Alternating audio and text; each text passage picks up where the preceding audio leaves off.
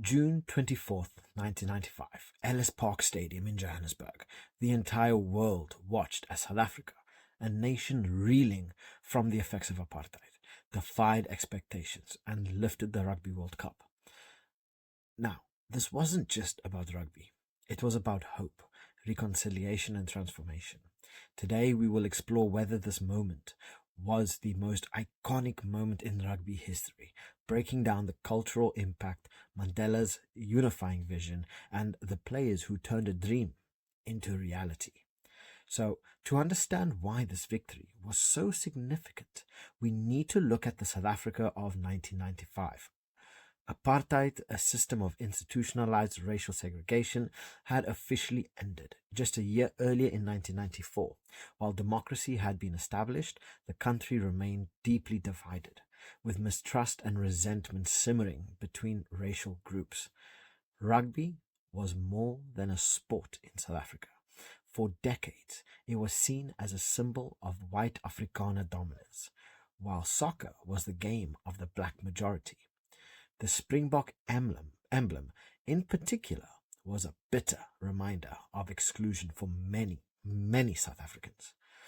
Nelson Mandela, South Africa's first black president, understood this division.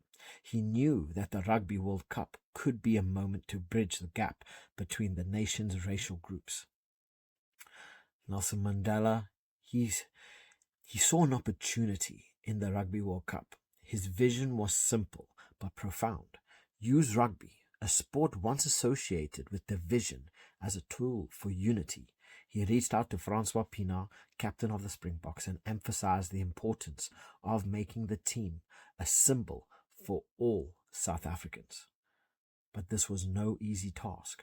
Many in the black community were skeptical of the Springboks, and many white South Africans were resistant to change. Mandela's decision to support the team was a bold move, one that risked alienating both sides, but he believed in the power of reconciliation. When Mandela walked onto the field in a Springbok jersey with Pienaar's number on the back, number 6, it was a moment that captured the hearts around the world. It wasn't just a gesture, it was a message. We are one nation. While Mandela's leadership provided more, he provided the moral foundation. The players delivered on the field. Francois Pienaar, the team captain, became the face of this transformation. His relationship with Mandela symbolized the potential for unity in the new South Africa. Chester Williams was the only black player on the Springbok squad in 1995. His presence was groundbreaking, and his performances inspired millions of South Africans who finally saw themselves represented on rugby's biggest stage. And he had a big change when he managed to come on. Joel Stransky's drop goal in extra time during the final was the defining moment of the tournament. His precision under immense pressure sealed the victory and etched his name in rugby history. Then there was the challenge of facing Jonah Lomu, the unstoppable force of the New Zealand All Blacks. The Springboks defense managed to neutralize him, using James Small as well, showcasing the grit and determination of a team fighting for more than just a trophy. The 1995 Rugby World Cup final was more than a game. It was a battle of wills and a clash of styles, and a test of endurance. The Springboks faced the dominant All Blacks, led by the unstoppable Jonah Lomu, being the youngest Springbok. Every tackle, every pass, and every kick carried the weight of a nation's hope. So as the match went on into extra time, the tension was palpable. Then, in the moment that will forever be etched into rugby, Joel Stransky stepped up and nailed the drop goal that secured a 15-12 victory for South Africa. The stadium erupted. Across the nation, people of all races celebrated together. It was a moment of pure joy, a glimpse of what a unified South Africa could look like. South Africa's victory was more than just sport. It became a symbol of hope and reconciliation. For the first time, many South Africans felt a shared sense of pride, regardless of their race.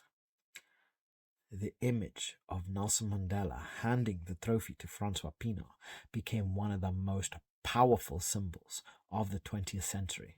It showed that the world that South Africa was ready to move forward, united by a shared identity rather than by its past.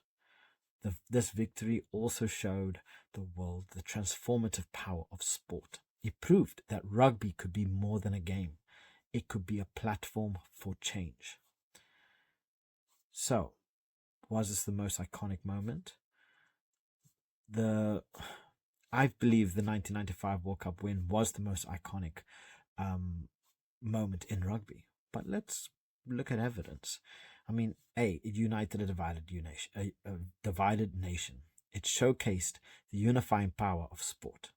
It created moments that transcended the game, from Mandela's jersey to the drop goal that sealed the victory, and very few sporting moments can claim to have changed the course of history, not just for a team, but for an entire nation. Right?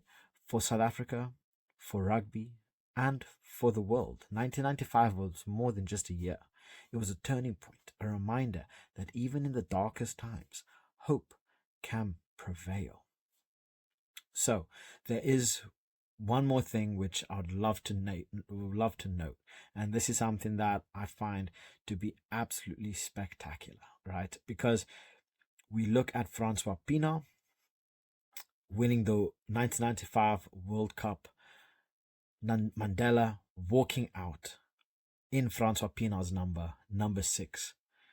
And then in 2019, Siya Kolisi wearing Francois Pienaar's number 6, winning the World Cup 2019, captaining South Africa, first black captain in the nation's history.